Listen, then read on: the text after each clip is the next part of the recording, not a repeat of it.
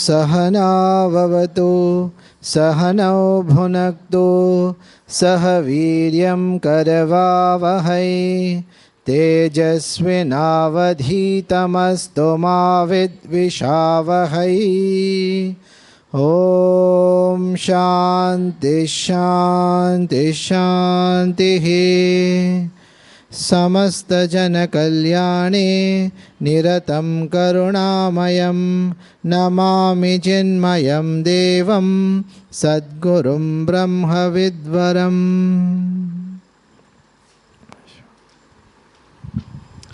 Okay, so some of you may be wondering कि ये 1.5 घंटे का क्या सेशन होने वाला है। You know, it is like अरे 11 से 12:30, अरे स्वामी जी भी इतना टाइम नहीं लेते। पता नहीं कहाँ क्या होने वाला है बैठ के 1.5 घंटे के लिए। So this topic is something which is, it's very different in the sense that it is not going to touch upon directly any aspects of our philosophy or spirituality. It is a delve into history, but the history that you are going to look at is something that many times is missed across the, across many books and other, what is mainly generally known in popular sources. And the impact of history, first of all, before going into further, do you think history is really important for us to know? Very, very important. Oh, okay. But why? Because we need to learn our past history. Why? History is the roots of mankind. History repeat one at a time. Yeah. So history repeats itself. Okay. History is the roots of mankind. So you must know about it. Somebody said that man without history is like a tree without roots. Okay. Okay. But then the question is, tell me, okay, let us look at your typical day. Okay. You get up in the morning. Okay. Then most of you have to go to schools or colleges, I believe. Some unlucky ones have to go to work. So trust me, अभी तुमको लगता है अरे उनकी तो हमको क्या इतना असाइनमेंट रहता है, होमवर्क रहता है, ये बड़े लोगों का लाइफ बहुत अच्छा है. But anyway, point is, you start your day with that. Then you somehow, offline, online, जैसा भी है, you land up at your place. You start listening, talking. Actually, listening never stops, huh? You think कि classroom के बाद ख़त्म, एक बार classroom ख़त्म तो लिसनिंग ख़त्म नहीं, फिर वो अलग टाइप ऑफ लिसनिंग होता है. सिर्फ फ़ायदा ये है कि वो लिसनिंग में तुमको चाय मिलता है और बिस्किट मिलता है. So that listening still happens. Basically, you go from one meeting to another meeting, or you go on listening in school, go on lecture after another lecture. You do some time pass with your friends, and then evening hota hai, you go out, or you don't have time to go out. Also, you have to go to some class, some tuition, whatever. Finish your thing, go to sleep. Night हो गया, go to sleep मतलब बोलने के लिए. फिर सोना तो अलग होता है. पहले मतलब you go check your phone, look at answer 100 messages, and then browse through Instagram reels to see, if what is the latest trends, and then you do so many things, and finally when they have no option you sleep, and then next day but now you have no option but to get up. This is the general daylight. अब इसमें पता, how does history play any role in this? Suppose instead of say India was, say we have a 3,000-year-old culture, suppose we have a 8,000-year-old culture, how is your day going to be any different?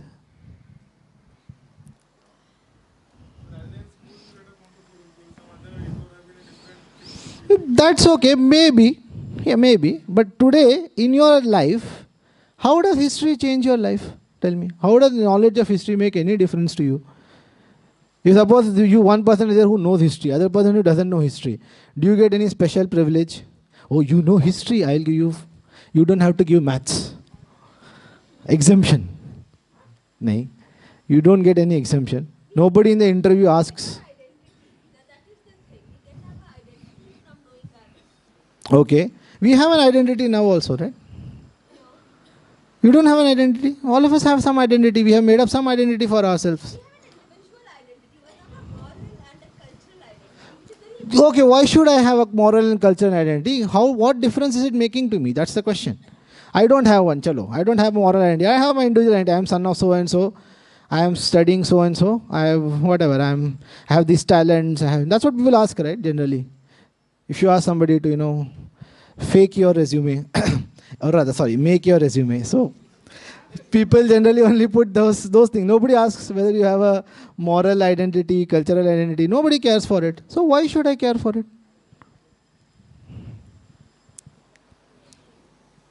The day it collapses, nothing will remain. But okay, that means I should wait for some कोई तो D-Day में कि जब collapse होगा तब वो matter करेगा.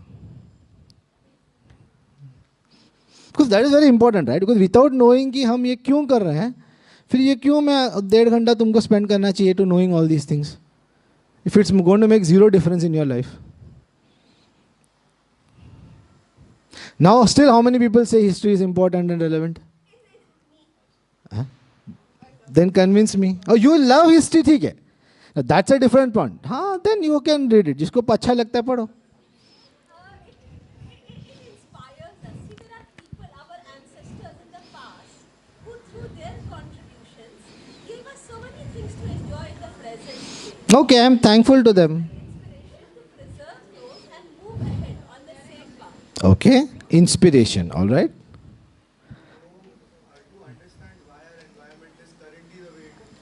To understand why our environment is currently the way it is, right?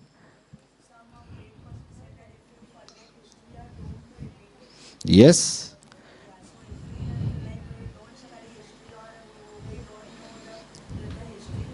So we can't make any progressions in the present mankind also. So ultimately we'll go to, we'll go to that type of world only, not Mhm. developed. Okay, very good points. See, one thing we must remember, history is no doubt about the past, but history is being made in the present. Think about it. All of us are making history as we live our life. It is somebody else's history. It is my life, but it is somebody else's history. History is happening in the present. Means we are making it in the present. And it is not that there is some, even though for the sake of understanding, for the sake of, categorizing, we may have categorized our history into different periods. You have the, ancient period, medieval period, pre-Renaissance period, especially European history, to aisa classify hota. Pre-Renaissance, post-Renaissance, modernism, etc., etc. So you have certain classification. Here also you have the pre-Vedic age, post-Vedic age, like that. People do this classification. If core pe jayenge to order Paleolithic age, Neolithic age, then you have the Iron Age, the Bronze Age. So you all these different classifications we do for our understanding and just to go to capture certain ideas. But history is one continuously running book. It's his story which is never over. And because of that continuous running book, it is continuously affecting us every day, whether we realize it or we don't realize it. I described your typical day, true. And you may think, where is history in this? But because of history, your typical day is like this. Somebody said that point. Hum Gurukul mein rehte varna. Point is कि your every day is being shaped because of not just your history, but the collective history of this entire country, or sometimes the entire humanity. So how I am living my life today is because of how so many people have lived their lives in some way in the past. So that means what?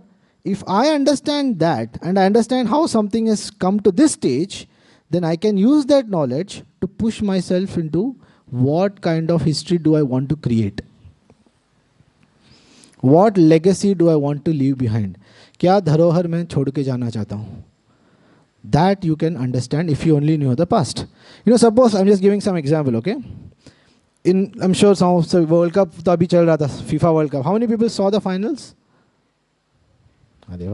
How many people don't care about football? Okay, ठीक है. Yeah, both categories हैं. I'm using, but at least देखा होगा ना game खेलते हुए, कभी खेला तो होगा. कोई भी स्पोर्ट में ये एग्जाम्पल चल सकता है. I'm just using football because it is recent memory. Now, if suppose I am receiving a pass from someone, okay, and suppose they don't know, कभी कभी ये I think sports quiz वगैरह में ऐसे दिखाते हैं, they just freeze it, okay, they'll freeze and they'll show some ball like this next to a person, okay. Now they'll just freeze it and said what happens next, ऐसा कुछ तो, and cricket also they do that. Sometimes they'll just show some ऐसा bat के पास and show what happens next, this sort of things. Now suppose I just show you a ball here and a person here and I show this is a goal, okay. Now, how should the person kick the ball to reach the goal? This is a simple question. I am showing a ball here, person here, and that is a goal. So how should the person kick the ball? Straight? Everybody agrees? No. It depends on how the ball is coming to him. The angle at which you kick or how hard you kick or what you do depends on not just where the ball is at the moment, but depends on how the ball is coming to you. It depends on the history of that ball. Right? If a ball was coming straight, you need to kick hard straight. If it was coming from an angle, you need to give it an angle. Because it is one continuity. Unless of course you don't know, you say, no, I will stop the ball and then I will kick. Okay, but still, to stop the ball, you should know how the ball is coming. In the same way, if you say, I am we are the visionaries of tomorrow, the leaders of tomorrow, we want to establish a great future for whole world, whole country.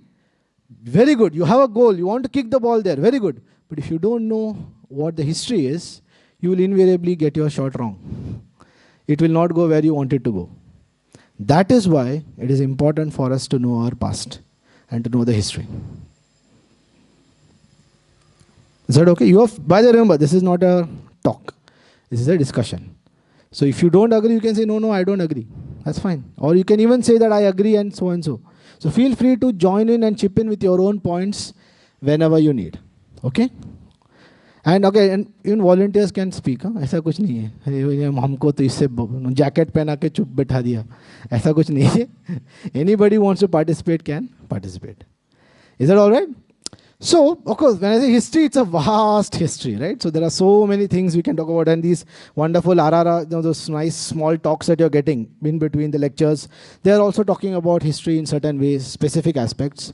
I am going to focus on a very small part, and even that, this 1.5 hours is not sufficient to talk about it enough. But I'm just going to give you an introduction to something. The topic is colonially hungover. Okay? Two words are there, colonially and hungover. Let's first start with hungover. How many of you here don't know what hungover means? Okay? Okay? Yeah, those who know, I know. That's me. First, as far as those who didn't know. Okay? Hangover is more commonly, I'm just using the past tense of it, is of course that, it's a state, movies made on it, right? Some movies also, Hangover 1, 2. It's basically the state that you face the next day after consuming a toxin which should have never been in your body in the first place. Point is that whenever you have any kind of a drinking session or alcohol consumption, the day after that, what you feel is what described as a hangover. So the point is, what is the effect of hangover? What are common symptoms in hangover? Anybody knows? Headache, okay. Vomiting, okay. Giddiness. Okay. Hangover में थोड़ा वो कम हो जाता है, but हाँ रहता है थोड़ा बहुत, right? Balance नहीं हो पाता. Confusion, okay. Sorry? Confusion और क्या? Fatigue, tiredness, exhaustion, regret. Regret, huh? Guilt, loss of memory, right? No appetite, all right. Correct. अरे जिंदगी में कभी नहीं. So right, so basically it is a state where you are at the lowest in terms of your functionality, right? Your functionality is very low, you are confused, you don't remember what happened with you. Right? That's what the whole movies are made up of, on that one idea. You don't remember what you did, because therefore you have no idea what happened with you. That is exactly the state in which our country was left and is still kind of some facing, which is why we are still hungover. Unfortunately, we didn't happily join the drinks party. It was kind of forced fed to us. But that's exactly the same thing. We are a confused set of people. We have no idea what happened with us. We don't remember who we really are, and we are, and also we everything in this around us looks hazy, confused. We feel very low in energy, and all the same symptoms as one feels after an bout of alcohol. Now let's go to the first one. Colonially hungover. What does colonial word mean? The music group, right? Colonial Cousins. Not heard of it?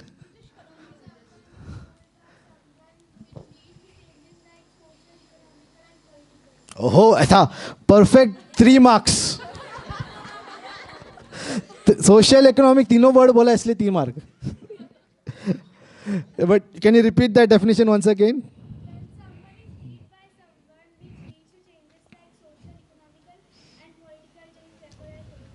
Okay, perfect. In reality, sorry, what's your name? Vishwaja. So whatever Vishwaja said is the essence of this next 1.5 hour session, okay? So we are going to be, so he summed it up in one sentence, which is what we are going to try and understand. Oops.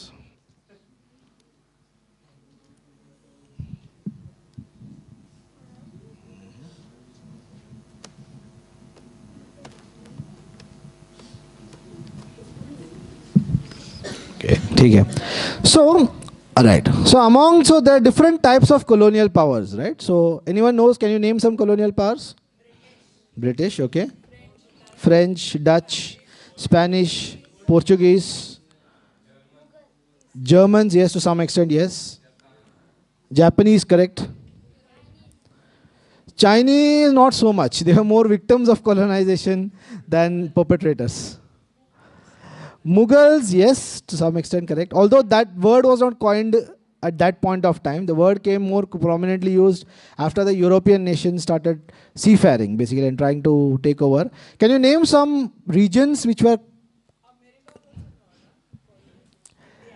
Yeah, of course. Which were the victims of colonization? India, yes, of course. Goa, yes. China, Indonesia, Africa, Korea, correct. Mongolia. Sorry, which should say? America, okay. Both North and South. Yeah, West Indies also, yes. They were a victim of colonization. Correct. That is a different story, true. Hawaii, Philippines. Yeah, you can basically, if you close your, I know, if you have a game, बचपन में globe लेके ना, ऐसा उसको घुमा के तुम उंगली रखो. So either you will find a colonizer or a colony. Right. So it is almost the entire world has suffered, or either, as I said, either perpetrated or suffered the effects of colonization, and sometimes done both. So therefore it is, so it's a very serious topic, but let's not start seriously. Okay? Okay, so that was a pretty hilarious take on the how colonizing, but a lot of interesting points and disguised through comedy.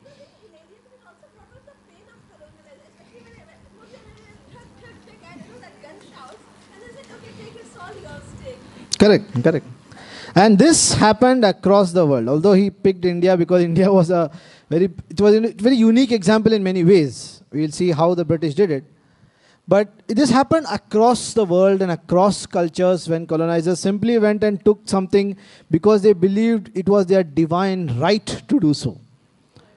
So the strength of, or to do anything you need some moral justification, right?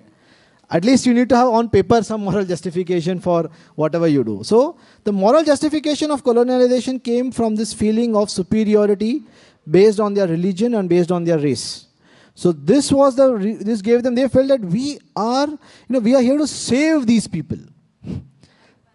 White man's burden. We have to save these people. These people, poor, hungry people, these people in India, they are all these countries, they don't know how to live. We will tell them how to live. We will make sure they live correctly. And in that process, they completely destroyed everything in their sight. And Britain did the same with India, and with India there was the destruction happened at many different levels. But honestly, generally there are two sides to everything, right? We say. Sorry, I think there's a loose contact. So we say there are two sides to every coin, right? बोलते हैं ना हर चीज की दो पहलू होते हैं.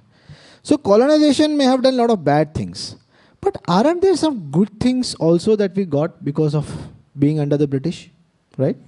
Can you name some of these good things that we got because railways, okay? Sati prohibition, okay, correct. Sorry? Post offices, okay, some kind of administrations, okay. Huh? Railways, yeah, already said. Railways has been said. Prohibition of child marriage. So social evils, they help eradicate social evils, okay. What else? Education, right? So they help bring more education into this country, correct? Widow remarriage, okay, they helped widow remarriage to occur, okay. They helped to destroy the caste system, okay. Destroy whatever you may say, okay. They gave us beautiful architecture, all right, Victorian architecture. They brought some kind of industrialization to this country, all right. These are some of the main ones, okay. No, for some reason this is not.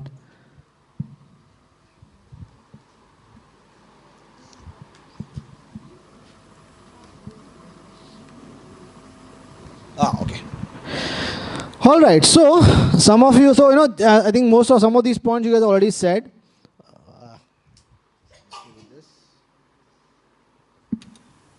I think, yeah.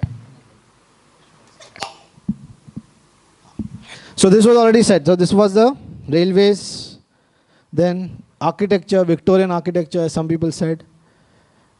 Raja Sati, people mentioned. Raja Ram Mohan Roy helped. Okay. This nobody mentioned. Right?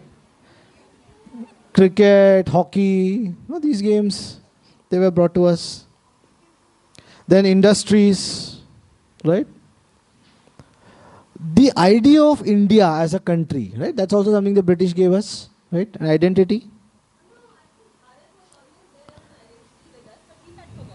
Okay. Then cricket they stole from us. Oh, so they looked at our gilli danda and they created cricket. Oh, okay. So, okay. All right. And of course, the idea of democracy, parliament system and all of that. So these are all the great benefits, right, that we have got from the British Raj. I don't know if I missed anything. Right? We are communicating in that language today, right? I am talking to you in English, you are talking to me in English. That also we got from the British, right? So all these are some great benefits. I think it's over. Education system, somebody said. Education system. I think it's all over. Okay. So these were all the benefits of British rule in India, right? Or so we think. Let's take a closer look. So, good that you mentioned all these points. Now we are going to take a close look at all these points one by one. Okay? First, let us do some quick classification of our invaders. Okay? So many people have come, तो track रखना मुश्किल हो जाता है कौन क्या किया. So थोड़ा सा एक classification रखते हैं. पहला group था जो conquer and stay. मतलब they came to conquer this country and to stay in this country as conquerors. So there you had the Mughals, the Greeks. Greeks had come way back with Alexander and all of that. Then uske baad you have the Mughals, then you have the Turks, the later Turks, the Sultanate kings. They all came, conquered, and they wanted to stay here. Next category is who came to loot and take away.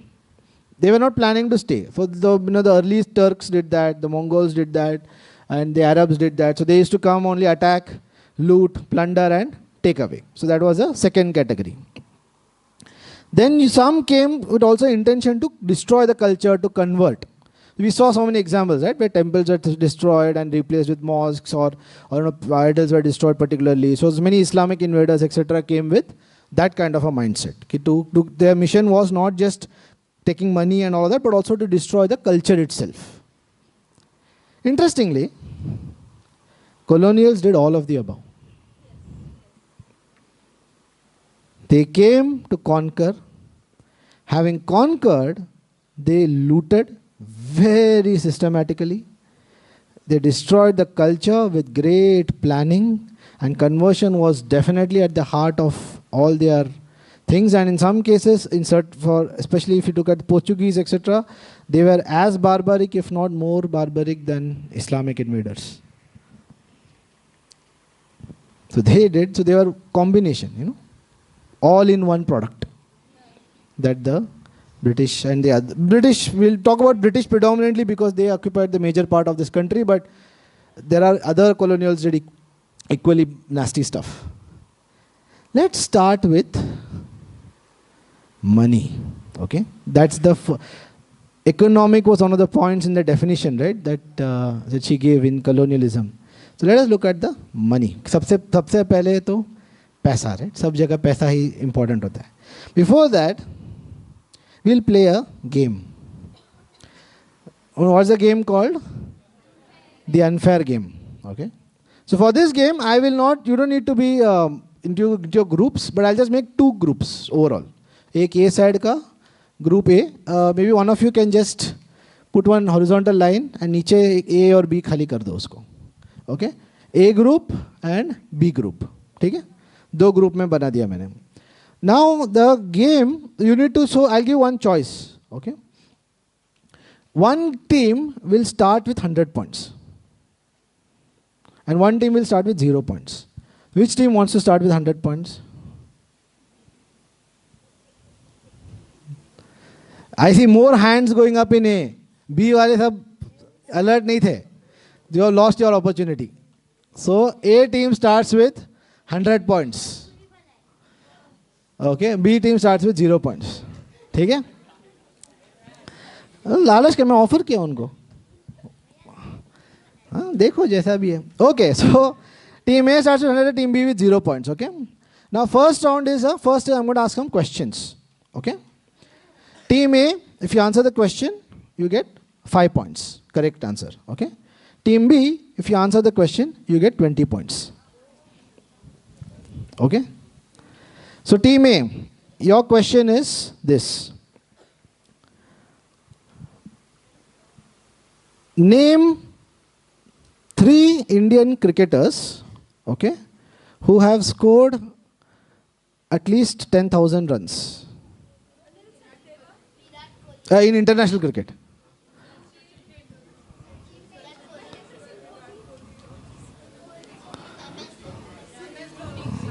In test cricket, I don't think MS Dhoni has scored more than 10,000.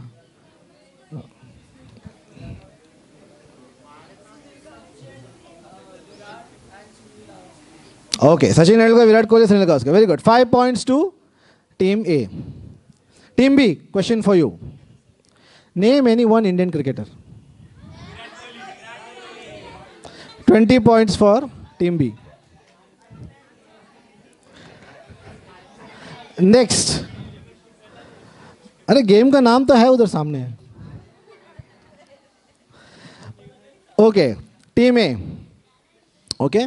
I want one volunteer who will come and do 10 sit-ups. Okay, Tanush, आ जाओ. 10 sit-ups. Sorry. 1. Hey. चलो ठीक है चलो.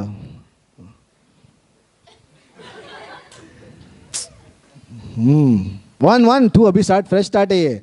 बीच में वो counter नहीं, अभी से फ्रेश स्टार्ट. हाँ.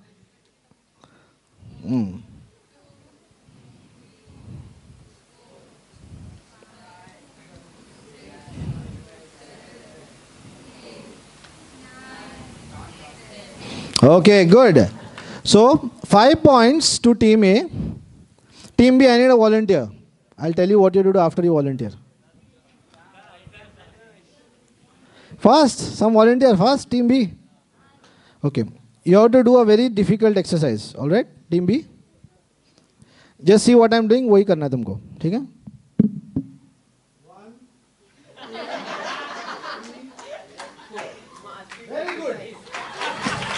40 points to team B.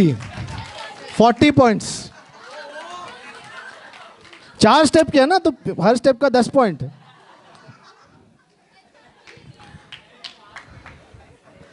Okay, now एक काम करो रहमा, 30 पॉइंट्स ना ए से बी को डाल दो, -30 डाल दो इधर, उधर +30 कर दो. Okay, next. Okay, now I am going to ask now team A. Okay, now I will go थोड़ा कल्चर वाला क्वेश्चन पूछता हूँ मैं. ओके, ठीक है, पहले टीम बी से स्टार्ट करता हूँ, ठीक है, इस बार change. Okay, team B, question for you. Name the 5 Pandavas. हाँ, एक हाथ दो, हाँ पहले उधर, हाँ बोलो.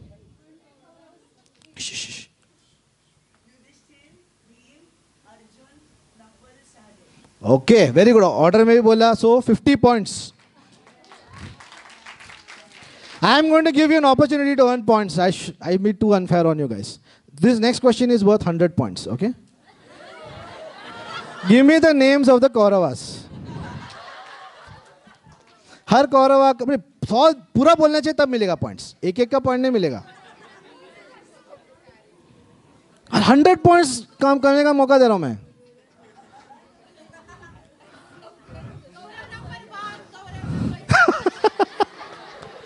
रोल नंबर है क्या? रोल नंबर ऐसे बुलाते होंगे क्या? Kaurav 52.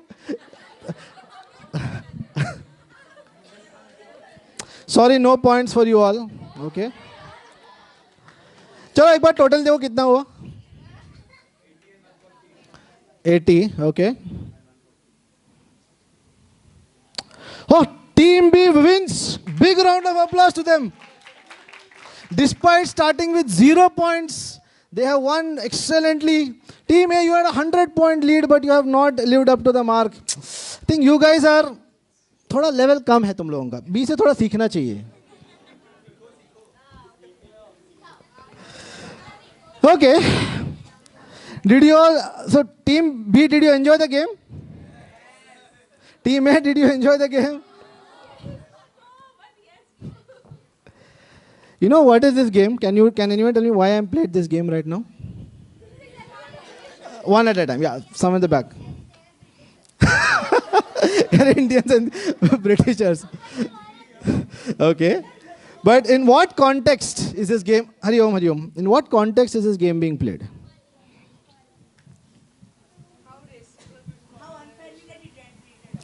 Exactly. Now, first the point is, remember we started talking about the economics. Okay. The British policies of economics were far worse than what I did for this game. Okay, at least you are left with 80 points. By the time the British came and left, India had gone in negative, literally, or bare minimum. And we started off with a much bigger lead. Okay, and it was systematic. And you know, I'm not talking about this from the air. I'm going to show you an interesting video where you will see how we have actually been affected.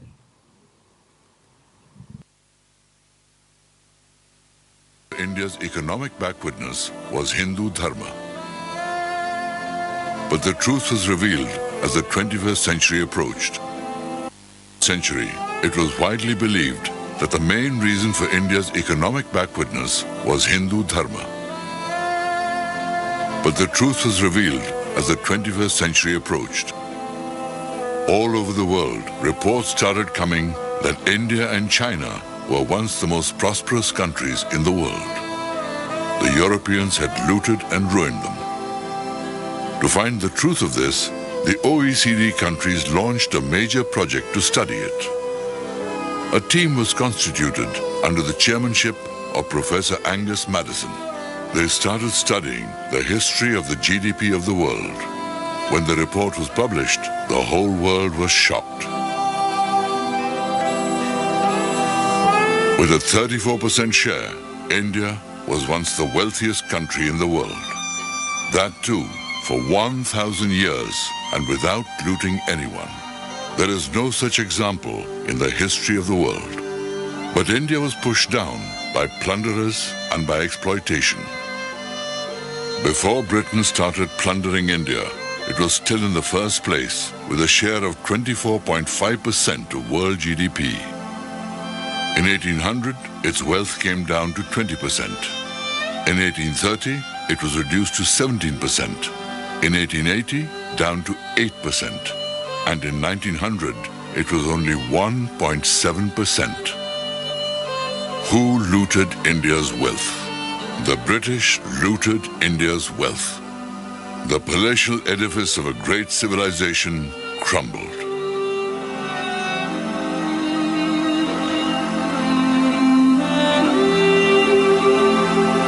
Indian society, which was industry-based from the times of the Indus Valley civilization, became poor within 100 years of British rule and became agriculture-based.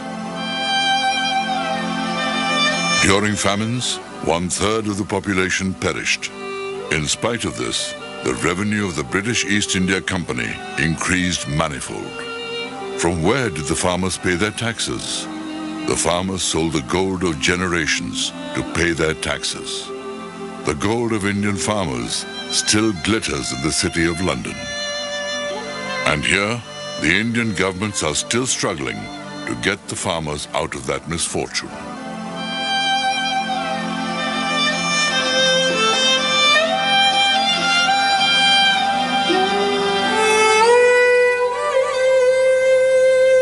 Gold, silver, minerals, food grains, even fodder was not spared. One collector wrote to the Viceroy that it had not rained, so nothing was sown. There is only grass in the fields. The target of revenue cannot be met. The Viceroy sent the reply, "Grass is a good commodity. Sell it and send the money." The most fertile land on earth, where monsoon rains brought maximum water, was reduced to the land of famines. While millions were dying of hunger, the food grains of India were being sent to the armies of the empire. People who used to call food Brahm, who would not eat food but receive it respectfully, who would first offer it to a cow, a dog, a Brahmin, a priest, a servant or a guest, were starving to death. And their bodies were being eaten by dogs. India's population is basically vegetarian. When the mercury rises above 40 degrees, it is impossible to stay alive without salt. A heavy tax was put on salt. Colonizers earned millions by exporting it. India could never imagine that someone would kill them in this way. Due to salt deficiency, children died in the womb. The English created famines in India. Within 120 years, 31 major famines occurred. Smaller famines would occur practically every year. During these famines, people died in millions. The last famine occurred in 1943, in which over 3 million died in Bengal.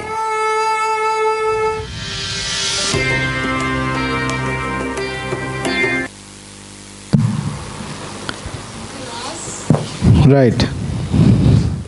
So from grass to salt, nothing was spared. Okay? Nothing, absolutely nothing was spared. Every inch of land they could make money off, they made money off. Okay? You saw that number fall, right? Drastical fall. How do you think it happened? That's what I said. That moral justification was these people are, their lives are secondary. Okay? I'll come to some of the other aspects and how this was systematically engineered. Some key policies that the British did, okay, was, first thing, I'm not only about foreign trade, okay. Previously, India was engaged with many countries of the world because people used to come to India for spices mainly. Spice was a big wealth.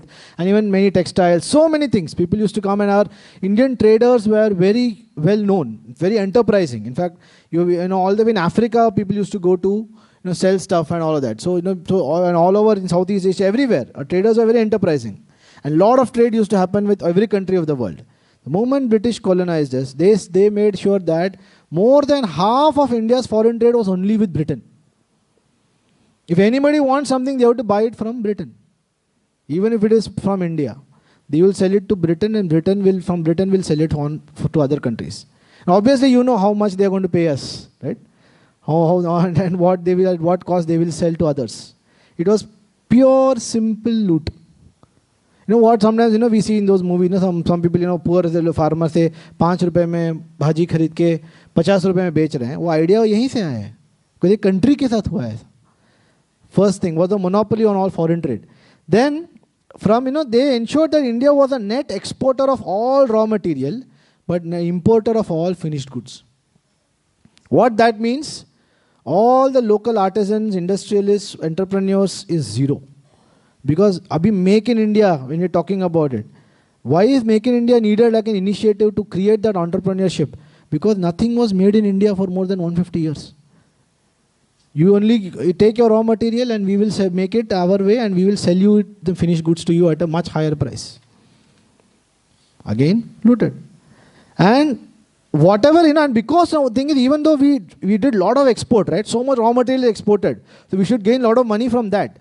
But that money that they gained was never used for Indians. That money was simply used by the British to either whatever administrative expenses. The British lived very lavishly. Right? Those British officials who were in India, they lived very lavishly, big palaces, for them like it was a big vacation home, lavish, rich lifestyle. All that money, who was paying them? The East India Company was not paying them. It was the money taken from India. Plus, to all the imports and to incur the expenses of war. How do you think they got the money to colonize so many places, to support the soldiers there? Of course, they also took soldiers from India. So many soldiers died in the First World War. So many. And now also you have those memorials in Europe for those soldiers. Why we went and died for England's war, somewhere in Europe. Think about it. We had nothing to do with anything. Jabardasti bhej diya udhar lado and maro. I'm not right. Let's stick to economics for now. Point is that all these ways, the money was systematically looted. And now let's talk about, but it is not that, how did we even survive? Because there were people who fought for India in many ways. Some of them fought through economics as well. Can you anyone identify who this is? This is not Jamshedji Tata. Anybody knows who this is? No, this is not Vikram Sarabhai. First of all, you have not even got the right state or the right part of the country. He is not Birla. He is from South India. I'll tell you that at least. See, that's a state of affairs. Okay, I don't think I'm going to get that. Anybody from the others also can, volunteers also can answer if they know who this is. This is person called as V.O. Chidambaram Pillai. Okay, or VOC. Is known as VOC. You know who this guy is? He was born in a very rich family. Okay, he was also a lawyer. He had studied law, and he was in a rich family. And he could have just lived his life like among all those lot of Indians who lived happily their own lives. But he felt that when he saw what was happening, he was first of all very inspired by Bal Gangadhar Tilak. So when he read about Tilak and about Swaraj and all of that, he was very inspired. And he was also inspired by Subramanya Bharati. Anybody have heard of Subramanya Bharati? He was a great Tamil poet who wrote, inspired people with his words. So, and because of all that, he got really inspired. And he wanted to challenge the British monopoly in many ways. So he did many things. I'm not going to go in details because it's a big story. But one major thing which he did was, the British used to monopolize all the maritime, all the ships basically, doing the trade between Tuticorin. He was born in Tuticorin district of Tamil Nadu, which is a seaport. So from that port to Sri Lanka, there used to be a lot of heavy traffic of maritime. And all the ships were owned by British. Obviously. So British companies owned all the ships, and they would charge a premium for any kind of task. So he said, and he found that, if some Indian companies making some product and they want to sell it to Sri Lanka, the British would charge a huge amount from them to do it. But they would do it very less cost for the British companies. So obviously you are going to go in loss, right? And it's their choice. They will say, no, this is our rate for you, fixed. So therefore he wanted to start, so he invested all his wealth to start a company called as a Swadeshi Shipping Corporation. He started his own shipping corporation. Imagine, he started his own company with the intention of helping the Indian businesses. Now the British hated him for that, obviously, because it was directly challenging their monopoly. And what happened was, he also saw that a lot of, the mills, etc., which were operating there in those regions, the workers were all treated very shabbily. So he started, arranging them together, helping, organizing them, telling them, don't accept this sitting down, you protest for your rights, you cannot be treated inhumanly. So all of that, and therefore the workers started protesting against the British. British saw this opportunity and said that this guy is the instigator of all this thing. So they charged him with sedition. And he was given double life imprisonment. That is 40 years. Sedition means to go against your country, betray your country, literally. Deshdroh. So he was charged with Deshdroh, and he was given 40 years imprisonment. And it was not some that do different kinds of imprisonment, right? Some are, you have something called as criminals, who are you are given certain criminal punishments. Then you have political prisoners, who generally are no doubt in jail, but they don't really get too much of those. A lot of trials, they can live reasonably comfortably in jail. But even though he didn't do any crime, he was put under criminal punishment. They used to make him, they used to put one big, olden days how they used to extract oil. You have that oil seeds in the middle, and you have one long, aisa ek khamba rehta tha, and you have bullocks, which go round. Abhi bhi गाँव में होता है, गन्ना का अभी भी दिखा, तो गन्ने का कैसे निकलता है. The bullocks go round, and in that the oil seeds get crushed and oil is made. He was made to do that instead of the bullocks. He was asked to go round like that. And after many years, he struggled, and all his supporters were also, put in jail. And angered by all of this, Collector Ash was one of the person who did all this. And one young Tamil Nadu youth, Vanchinathan, he actually assassinated Collector Ash to take against all this inhuman treatment. And what they did, they said that this guy is responsible for this, and put even more stricter punishment on V.O. Chidambaram Pillai. And by the time he got out of jail, all his wealth was finished. And the Swadeshi Shipping Corporation was obviously gone. But he did that for our country. Okay, one more example.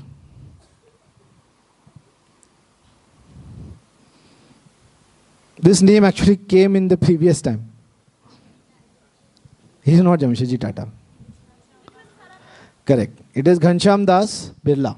Okay.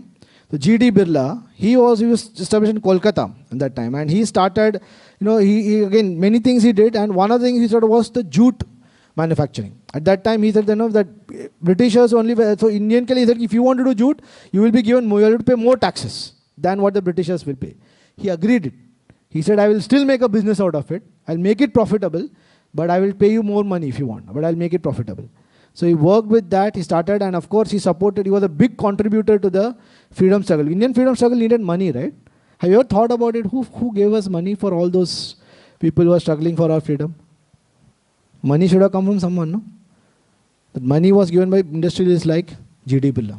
So he took on, he was greatly inspired by many people. So at that time he contributed up to 1 crore. At that time, okay, 1 crore is a big amount. To the Swarajya fund that was started in the memory of Bal Gangadhar Tilak. He contributed 1 crore at that time for it. It is not big, easy numbers to get. And he did it with great, and he supported many things. There's an Birla House used to be like a hot spot where all the leaders used to meet. And he made sure, even today Birla House is there. So he made sure that way he supported. And again, he survived the thing, and after independence also, Birla is still around. Birla industry is still flourishing, and they have done many philanthropic things, education institutions. Anyone know the one education institution started by Birla's? Famous one? BITS Pilani, right? So the Birla Institute of Technological Sciences. So Pilani was where he was born basically. So that's how they set it up over there. So again, They survived. This name already has come many times now, so I think people should know. Amshiji Tata. Again, lot of struggle. One point I'll just talk about him. You know, when he had gone to, so at that time there was a civil war going on in America. I don't know if you heard of it. In the US, civil war was happening.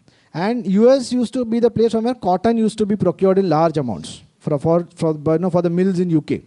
Cotton used to come from US. Because of civil war, cotton was disrupted. The supply was disrupted. So there was an opportunity. He felt that we can go and sell our cotton, Indian cotton I can sell to the British. So he got onto the ship with that, कि हम वहाँ जाके ले लेंगे. But in those days, travel is not like now, right? It used to take months to get there. And there was no instant Wi-Fi or anything. You can get idea.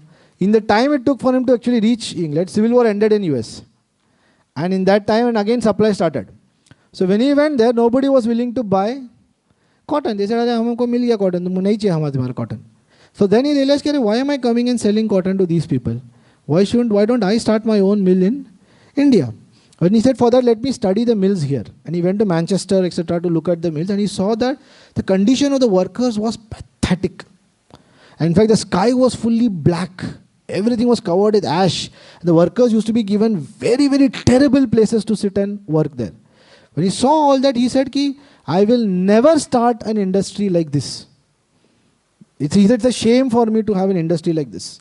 So he came back and many things happened and he chose Nagpur as one of the places to start the mills. Because everybody said, oh, you're starting now. That time Nagpur was nothing.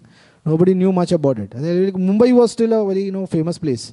But why he went to Nagpur? Because he saw that the weather is best suited for that.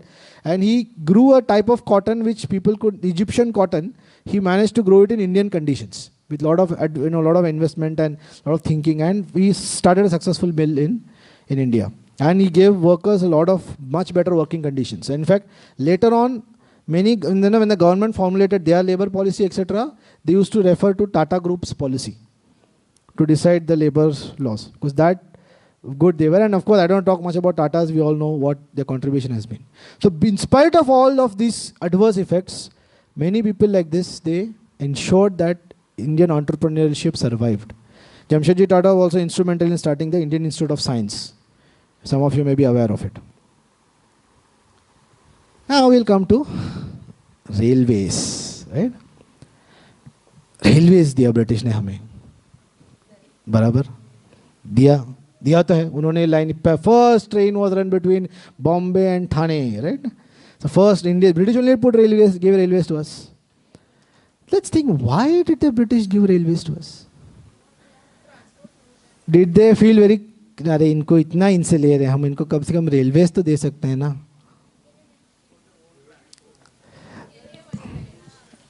पहला चीज तो raw material transport, because वो कहाँ mines कहाँ से जहाँ से लेना है.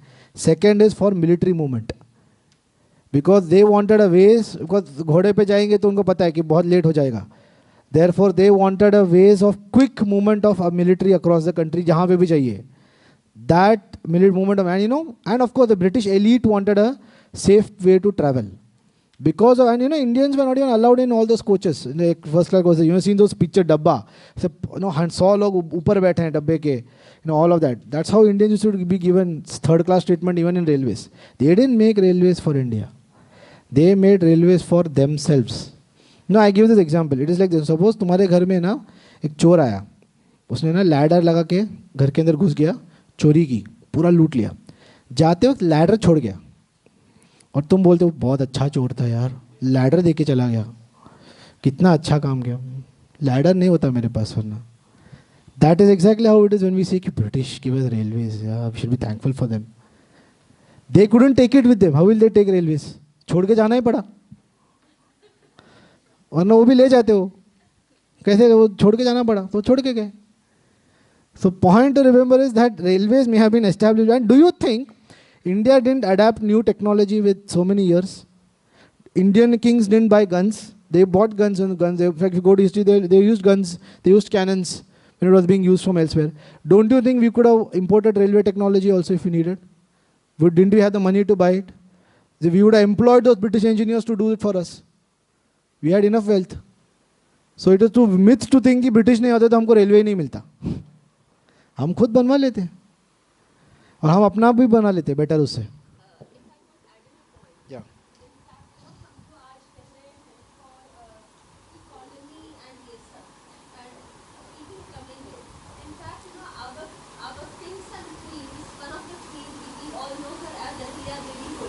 Right. No, she had actually written a letter to the Peshwa saying, "Do not let the Britishers enter our country.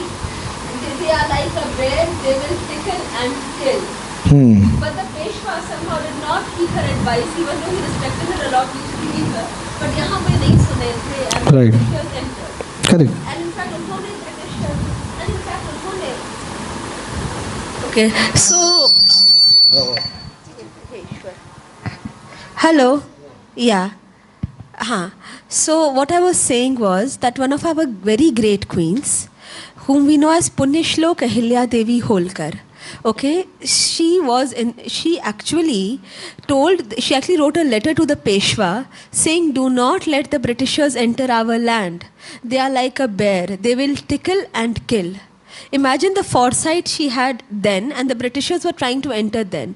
And उन्होंने in fact Britishers को भगाया भी हुआ है. And as we all got to know in the video to say that India was an industrialized state. Ahilya Devi Holkar ji ka Maheshwari sari was started not only for men but for the women of Madhya Pradesh. And the Rewa community is producing it till date, till today. And वो महेश्वरी साड़ी जिससे आज भी कुछ 5,000 से लेके 25,000 घर चल रहे हैं, I am not very sure of the stats, वो हमें हम कह रहे हैं कि ब्रिटिशर्स ने हमें इंडस्ट्रियलाइजेशन दी. How wrong is that? How very wrong could we be? And that's why, as Arvind bhaiya said, history is very important. Right. Thank you so much, Ananta, for nice points. I also didn't know many of these. Thank you for adding that. But yeah, all those who are foresight, Shivaji Maharaj also was very wary of the British. In fact, that's the reason he strengthened up all our naval, because we didn't have any navy enemies, right? Shivaji Maharaj didn't have any naval enemies. The reason he spent so much in making sure Maratha army had a good navy was because he anticipated that these guys are not really here to do business with us.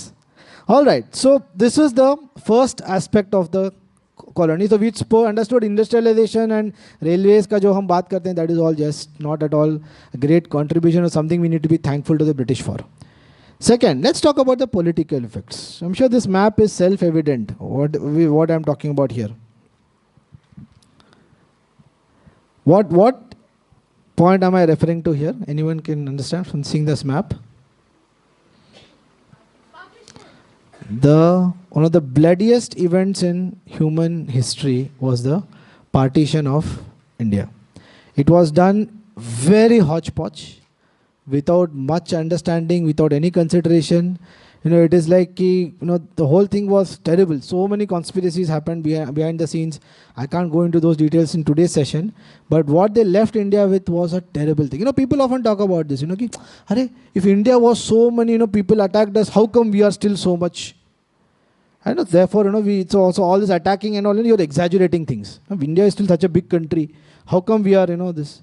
India is still a big country because India was much bigger to begin with. So, this thing, of course, already, this whole idea, the idea of India was something the British gave to us is absolutely wrong. In the inaugural session, Swamiji said, right, the definition of Bharat, Himalayas in the north, the Samudra in the south, and all this expanse, the concept of Bharat has been there for thousands of years. We may have had different kings ruling different parts, which we are seeing, but culturally we were always one country. Bharat Varsh is a very old term, not a new concept that the British gave us. Yes, Akhand, correct. Chanakya was having that foresight. We need to protect ourselves from these external invaders, otherwise the cultural integrity of this nation would be lost. So therefore we were definitely, this idea of Bharat was very, very old. In fact, if you go to Mahabharat, in Mahabharat, there is one episode where the Pandavas go on Digvijay Yatra. I don't know if you're aware of it. This was after Yudhishthira became the king of Indraprastha. I don't know how good your Mahabharata is. So if you're, whatever you understand, you take it.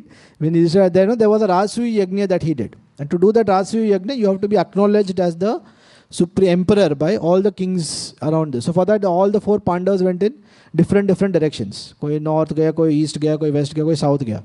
You see the kings who have been described, you see the description. They went west में all the way Afghanistan, Gandhar वगैरह cross करके गए. East में they went all the way Myanmar तक वहाँ पे उधर गए. South में they went up to Sri Lanka. All the way they went there. North also they went all the way to the Himalayas and Tibet and all these places. So they went to every place. And it is said that all these kings fought in the Mahabharata war. Now imagine, all those kings came and fought in the actual Kurukshetra war. So why would they care about it if there was no cultural one identity of these ki itna ye all are relevant to our country? Because we already had those ideas. It's just that we were ruled by different. Now think about it, the European Union, right? It is ruled by different governments, but don't they function together as one entity for most part? Because that idea was always there. We were one entity with different people, and in fact we are much more tolerant than the European countries. And remember, Afghanistan, Nepal, Myanmar, Bhutan, Sri Lanka, Pakistan, Bangladesh, all this has been ripped out of our country. We have lost more than what we have currently left with us. So it is not that all the invasions and all this we didn't face any consequences in terms of land. We have faced consequences. And people say, Kashmir ke liye kyun itna kar rahe ho? Ek chota sa land hai, de do na. People talk like that. It is not about chota sa land. We have already lost a lot of land. Lot of land has been lost. Systematically we have been losing it. So point is this. So if you think the British helped us or gave us an identity as one, it is absolutely wrong. Tell me, why did even we take this identity as one? It's not that the British told, aap log na sab milke ek group banao. The British say, ये लोग अच्छा तुम महाराष्ट्र से हो नहीं तुम आ जाओ तुम तमिलनाडु वाले आ जाओ सब मिलके नाम एक ग्रुप बनाते हैं. They didn't do it. They naturally came together because they felt this is one country. They could have asked for separate countries, no? Why didn't they ask for separate countries? Why did they ask for one country? Because already in our minds and hearts we were one country. Partition also happened at the last moment, actually. Till that time, nobody was asking for different countries. They all wanted only one country. Why did it? Because all of us were occupied by British, so humko ek country chahiye. Aisa nahi tha. Because we already had that identity as one country. And they just wanted a political recognition of it. That's all. So we must remember these false narratives. One more question. Democracy. वो तो British ने दिया हमको, right?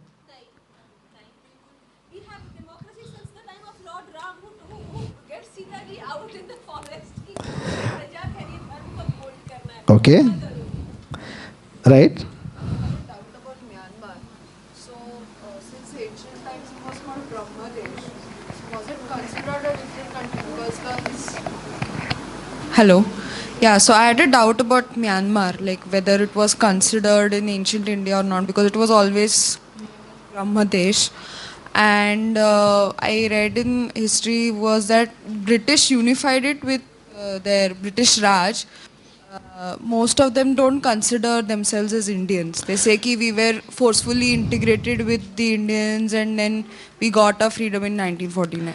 Right. See, the point is like this, that obviously if you go to any country now and tell them that you are part of my country, they would not want, because they would want their own independent identity. Like that, if you ask even Sri Lanka, they will say, no, we are a separate country. But technical point here was that culturally, they were all very similar to each other. See, the concept of country politically was never there, right? Because we had different people ruling different places. So that was being ruled by different people. This was being ruled by different places. But we saw ourselves as one cultural entity. That was the point here. So yeah, country, they may have be a different country. That's fine. But they were part of the same ecosystem, the same, the right same sphere of thinking. And that is why they were also part of the same Indian subcontinent, so to speak. But then the point is that now, of course, we are politically separate. Now we are not going to tell them, no, you come to us. That's a different story. Today we have to accept that they are a separate country. But it's culturally, we were all part of one whole. The idea is that. So the thing about democracy is that, first of all, tell me, Indians, when they fought for getting democratic rights from the British. British didn't give us democracy. They तो were initially Indians only that हमको dominion status दे दो, वैसे तो start किया था. बाद में we said no, we want full Swaraj because we want our own people to rule this country. So we asked for democracy and got it. And not all countries which became free from the colonial became democracies. Many of them didn't become democracy. It was our choice. We wanted to take democracy as our choice. And many kings willingly embraced that. Remember, even when the British left, there were 584, some number, around princely states were left. When the British left. And most of them, except one or two of them, they all willingly accepted कि ठीक है, we will be part of the, we don't want those, we will take the back seat and let people take the, let us be governed by a democratic system. So the kings were understanding. They themselves supported the idea of democracy. That's how we got it. If some king said we don't want democracy, then it would have been, everywhere would have been so many clashes. Except for one or two kings, all kings willingly gave up their power. And in fact, many monarchies in the world became democratic without colonial rule also. Like all these also were not democracies to begin with. They also were other, so some of them adopted democracy because they found it's a good system. India would have also adopted. There is nothing to think India would have never gone for democracy. And the biggest joke is that Britain itself has monarchy still left. What is the, the Queen holds so much power as per the British rule law. So much land she owns, so much power she has. Why is that? Those, you may think she's not using it, but why is that even required? They live their lavish life based on British taxpayers. Right, exactly. Why they could have said, no, why is the Queen needed, tell me? Just for making some movie series on them. That's how that royal family seems to have no other purpose to be there. But that's still there. So the idea that we got democracy from the British and all is also very, very flawed idea. Because they themselves are not fully a democratic country yet.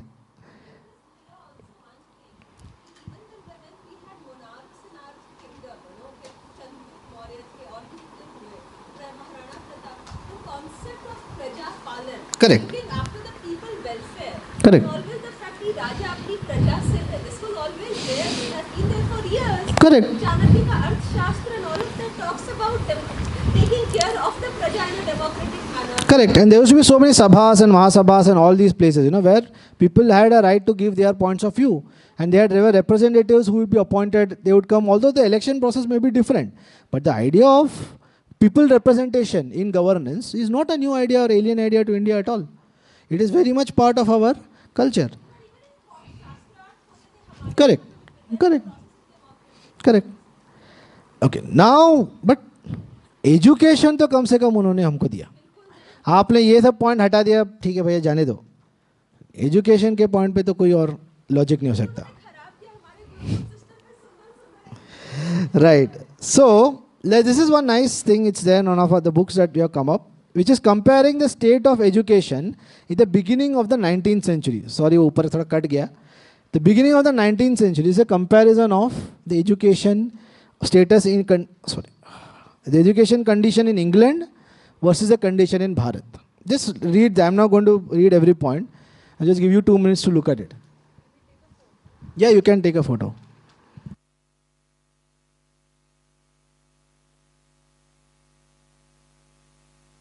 This is a series of books that Chinmaya Mission has designed. It will be released officially soon, but it's called the RRR, Resilient, Resurgent, Radiant Bharat. Nothing to do with the movie.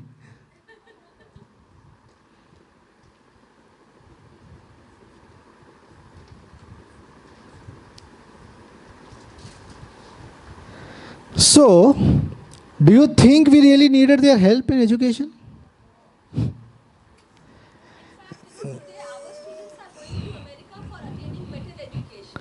Yeah.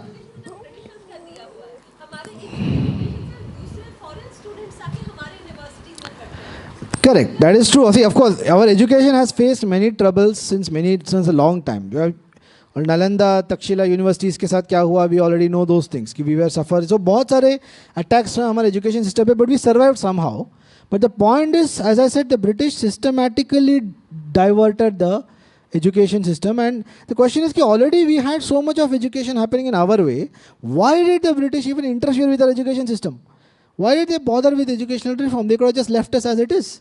But there is a very, very important reason why they did it, and I'm going to show you another very interesting video which talks about this. But before that, I'm going to just do a quick quiz. Okay, you need to guess this person's job. This is not part of the unfair game. Huh? People will be still sulking. Team A will be like, I am not answering any questions. This is not part of that. So you can read. So guess this person's job. Areva, everybody is still awake. Okay. Farmer. Okay. scientist, okay? Housewife, okay? Air hostess, okay? Teacher, okay?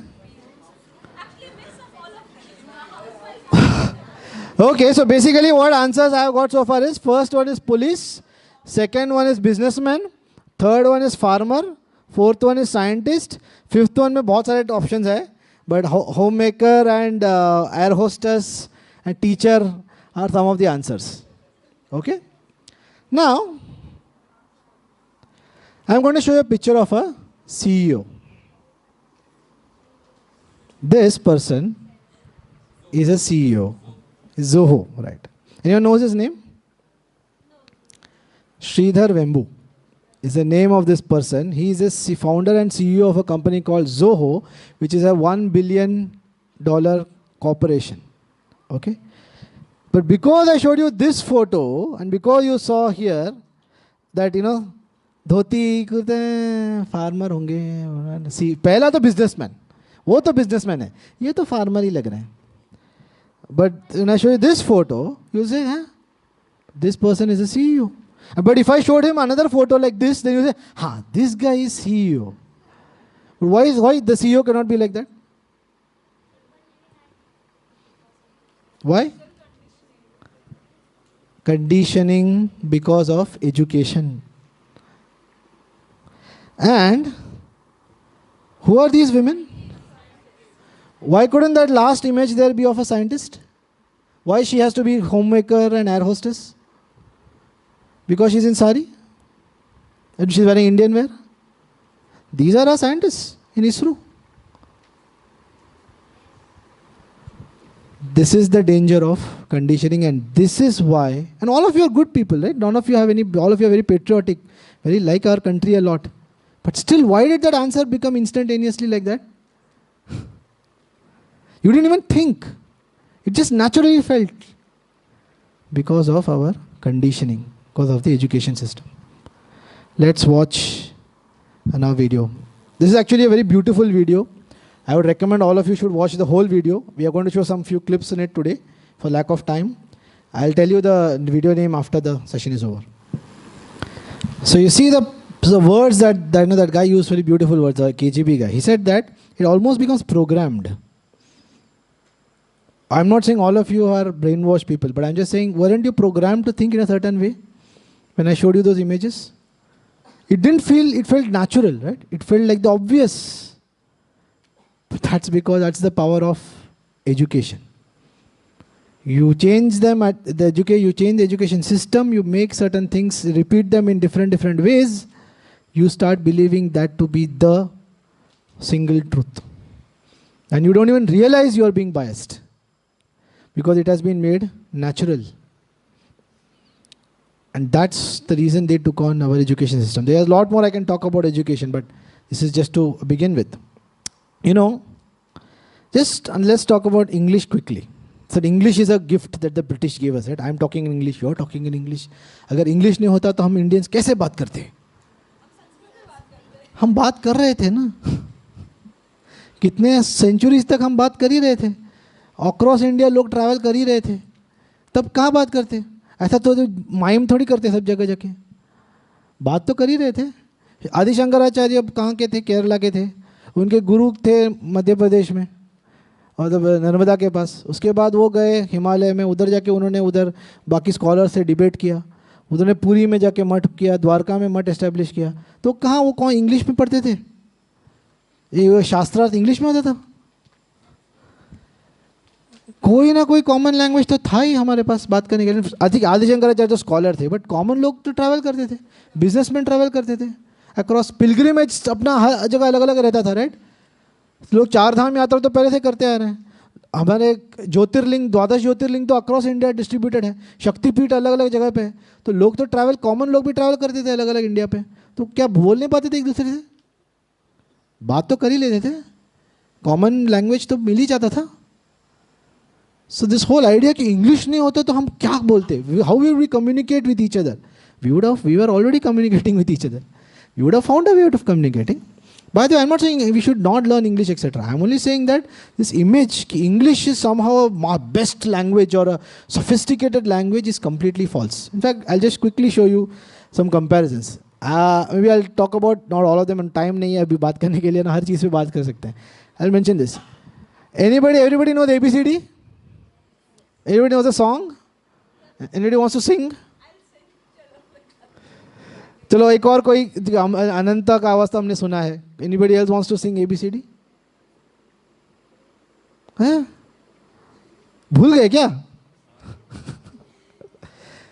हाँ, सबको गाना ऐसे नहीं बोलते ABCDEFGHIJK LMNOP.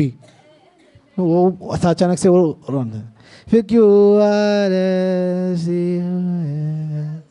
वाह वाह वाह, सबको आता है. Good good good good. You know क्यों हमको इतना जबरदस्ती याद करना पड़ता है उसको? क्योंकि उसका कोई लॉजिक नहीं है.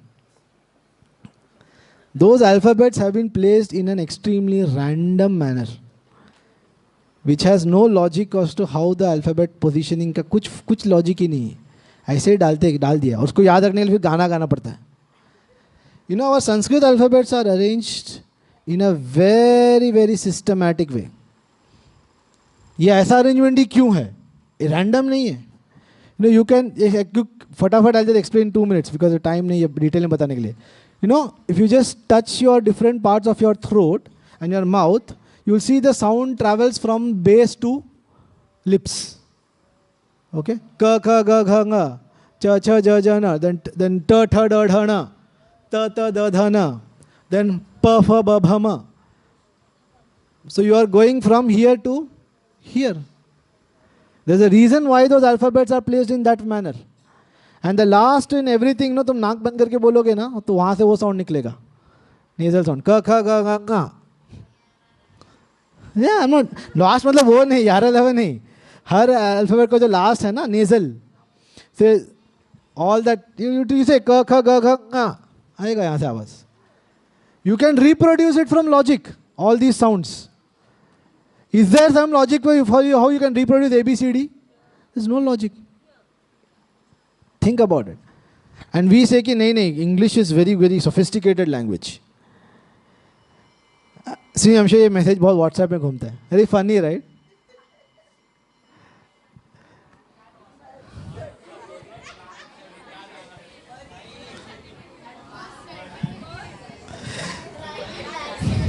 Very funny, right? You know, the thing is, the joke is not on the person who wrote this. The joke is on the language. Because this also can be read correctly. I can read this as marriage certificate. I can read it correctly. If somebody doesn't know already, if I give you a new word in English, can you tell me how it is pronounced?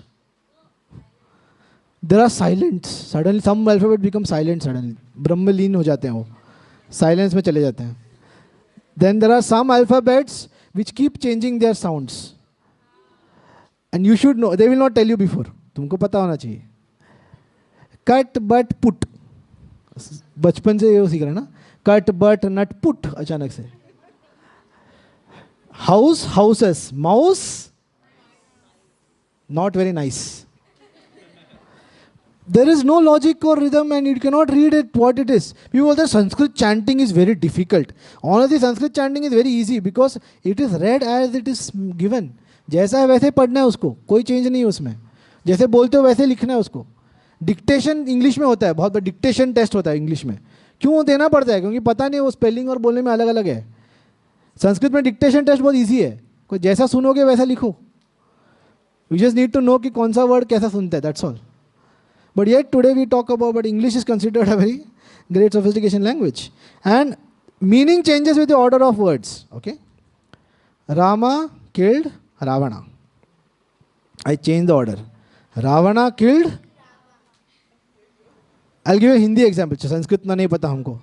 Ram ने रावण को मारा. रावण को राम ने मारा. Meaning change हुआ? Meaning change नहीं हुआ. Word change किया तो मीनिंग चेंज नहीं हुआ. इंग्लिश में तुम ऑर्डर चेंज करोगे, मीनिंग चेंज हो गया. That is why Sanskrit and other Devanagari language और Indian languages are so good to make poetry, because तुम वर्ड्स को फेरा फेरी कर सकते हो मीनिंग मेंटेन रख के. इंग्लिश में पोएम बहुत मुश्किल है लिखना, ऑनेस्टली. ज़्यादा तुम इधर उधर करोगे तो मीनिंग ही बदल जाएगा. सो पॉइंट इज कि अगेन दिस होल की इंग्लिश हमको ब्रिटिश ने दिया होगा, बट हम फिर भी सीख ही लेते. इतना मुश्किल नहीं है सीखना. मुश्किल है थोड़ा सीखना हमारा, मानता हूँ, वो कोई ऑर्डर नहीं है उसमें, बट फिर भी कर लेते manage. So removal of social evils by the British. How will they remove social evil जब वो खुद ही social evil थे? You know, again, you can talk in deep about everything, but time नहीं है ज़्यादा, तो I'll just mention about Sati. First of all, the word Sati is never mentioned in any scriptures. पहली बात तो सती किसका नाम है एक्चुअली? पार्वती जी का नाम है, right? And when you story पता होगा आपको, दक्ष यज्ञ का स्टोरी थोड़ा बहुत ब्रीफ में, कि Daksha insulted Shiva and you know in feeling ashamed of that and she jumped, Parvati Sati Devi jumped into the fire. No tell me, does it anything have to do with somebody dying? Was Shiva alive, very much alive when Parvati jumped into fire? So how is that related to going on your husband's funeral pyre? Word का ही कोई संबंध नहीं है उसके साथ, पहली बात तो. दूसरा चीज़, there is a concept called as sahagamana, which is there in our scriptures. Sahagamana was a voluntary practice in which, in case some partner had a very deep love for her husband or whatever, some woman, and when the husband passed away, she voluntarily chose to end her life. It is a practice called Sahagamana, but that is a voluntary practice. We see in the whole of in our epics and Rama and Mahabharat, very few instances of Sahagamana are there. One example is when Pandu died. Madri said ki I want to give up my life. Actually Kunti wanted to volunteer. Madri said no, because of me only Pandu lost his life, so I will volunteer and do it. But in Ramayana, when Dasharatha died, nobody did Sahagamana. All his wives were very much alive. And when so many people died in Mahabharata itself, no wife committed Sahagamana. Even in Ahilya Bai Holkar, in her story, Dhananta pointed out, she wanted to do Sahagamana. But her father-in-law said, no, please don't leave, we need you to remain, so be with us. So everywhere, wherever you can find this mention, it is purely voluntary, done by very, very few women. It was their choice, that's all. You may not like that choice, but it's their choice. As I said, some aspects of society were like that, maybe thinking, but it was not prevalent everywhere. Otherwise, every woman would have done it. Not all women did it. Very few women have done it, and therefore, the fact remains it was not a social evil all over the India. In South, people have never heard of Sati. If you ask in any South, they have never heard of Sati. In Maharashtra, I don't think anybody has heard of Sati as such big time. It's just that over the years, people have spoken about it. Bengal, एक दो जगह पे थोड़ा सा practice होता था. But that was again very few things which was being done. But that was projected as the bane of entire India. कि पूरे भारत में और हिंदू कल्चर में sati was happening and we Britishers we saved you by passing the Sati act. Do you think एक act pass करने से सब कुछ हट जाएगा? Honestly speaking. बट सती गायब हो गया. कैसे गायब हो जाता? अगर वो पूरे इंडिया में प्रिवेलेंट प्रैक्टिस था, वो ब्रिटिश ने लॉ लिख दिया यार, अब बंद कर देते हैं यार. ऐसा तो नहीं होगा. वो थिंक अबाउट इट. बट हमको क्या पढ़ा जाता है? राजा राम मोहन रॉय, चार लोग ने, एक ही आदमी था. He made everything go away because of his one act. How can it go away like that? If it was really a practice prevalent everywhere. Think about it. That's all I'll say. Again, Varna, Jati, again not going into today because it's a very deep concept. But just one quick point I'll tell you. When they were mentioning that caste classifications karna tha, so some of the standards British used to do the caste classification, higher, lower caste and all. One concept they used was skin color. They said, the skin color we never said, they said, skin color se hum classify karenge. Then they use length of nose. I'm not joking. Length of nose. That was one of the criteria they used. कि जिनके नाक बड़े हैं इनको हम high caste में डालेंगे. Because they believed they were superior features, having a sharper nose. I'm not joking about it. That's how the caste classification has been done.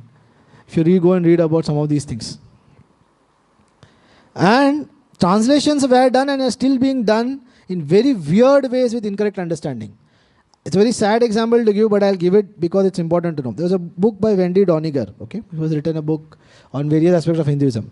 There, she translates the word Ganapati, okay? Ganapati we all know, right? Gana we know, Shiv Gana, okay? And we know Pati means Lord. So, Lord of Ganas is Ganapati. How she has translated it is, Gana is Shiva's slaves. Gana.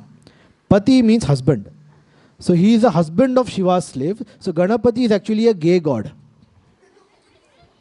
I'm not joking. It's actually there mentioned in her book. Now imagine today's time such translations are being done. What translations could be done by those people, Britishers and those Europeans who have no idea of our culture and language? But problem is we don't know our language either. We don't know our culture either. So when we want to study Upanishad, we will read that book only. I say, aisa likha hai. Oh. Think. Okay, I'm skipping this video, but okay, let me ask you, which countries are known, name some martial arts. Karate, Judo, Taekwondo, sorry. Krav Maga, okay, yes. Oh, okay, finally, one name finally. Kathi, correct. Kaleri Payattu, thanks for that name game. This video was about that, I'm skipping it for lack of time. Kaleri Payattu is the world's oldest martial art. Kushti, yes, it used to be, yes, Kushti is a martial art. Yeah. So many, and Kaleri Payattu ke baare mein nice videos, I go and read about it. The British ensured that because Kaleri warriors were so fierce, the British were afraid that they would be used to rebel against them. So they banned the practice of Kaleri Payattu. Anybody having those Kaleris, those instruments, they would be jailed. And these people who still preserved it, they would do it in very secret. They hide it under the house and all of that to ensure that they don't get caught.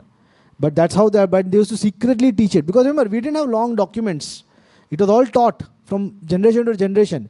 So if one whole generation is not allowed to practice it, that art is gone. So much such arts we have, but these Kalari people, they would quietly teach it to their children and just keep it amongst themselves. And that's how Kalari Payattu is still survived. And post-independence, it got a new lease of life. So they gave us cricket and hockey. Don't you think we could have learned cricket and hockey? And think about it. Don't we learn so many other sports? We would have learned it and played better than them. We still do, but we could have done it at that point as well.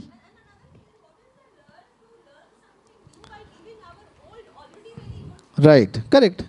Now, despite all of this, how are we coping up with the hangover? Just a quick look at some statistics during independence and today's status. In fact, I think some of those numbers would have changed very recently.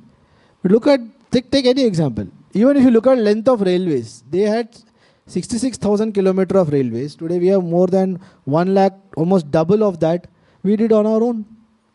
We didn't need them to make. We made our own railways. We make our own Vande Bharat Express and all of that. Everything. You look at where they left us.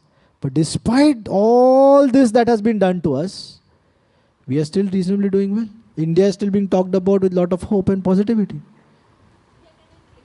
Yeah, sure. Take it. Point remains that, while certain effects are still prevalent in us, we are overcoming a lot in our own ways. So with that, I'll just finally complete it with one last slide. How do we escape this colonial hangover? We use this in many places. Here I'm using it in this context. First step is aware. So today's session ka first job was that. Some of you may already have been aware of some of these things, but to make you all aware. Know what the false narratives are. So many things which we think are the truth. Are they really the truth? Become aware. First point.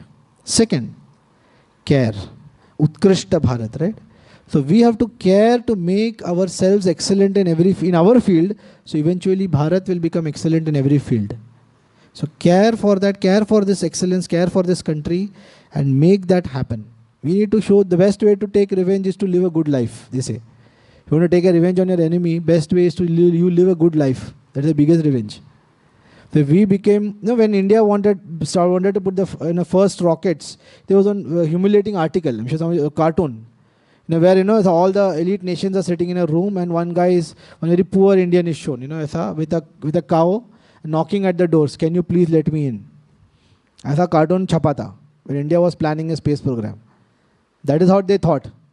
But today they give us our satellite. Jara isko bhi launch kar do. So that's the best way to take revenge.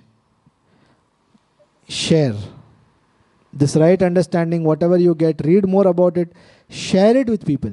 Share it with your friends. Share it in groups. It's a general casual conversation. You don't have to create them and give them. Just casual conversation में. Next time you see somebody making fun of something, casual conversation. अच्छा तुमको पता है ऐसा हुआ था? एक डाल दो. Give them some ideas. You see somebody sharing some humiliating post on WhatsApp. तुम बस एक डालो. I think इसका ये गलत है या जो भी है या ये counter है देख लो तो. You can do that. And that also brings you, because first you need to dare to challenge this. Most time we are very afraid. Even if we don't, if we know it is wrong, we're like, if I say they will brand me as something, they will make fun of me. I better not. मैं चुपचाप बैठ जाता हूँ. चुपचाप बैठ जाती हूँ. I will not say anything. पता नहीं क्या बोलेंगे. They will think I am very पिछड़ा. That we need some daring to question those things. Otherwise, that change will not happen. So that's the way to escape this colonial hangover. I'm sorry for taking more time than almost 15 minutes more than what I was given, but I hope you are taking back something from today's session, and it will help you ahead.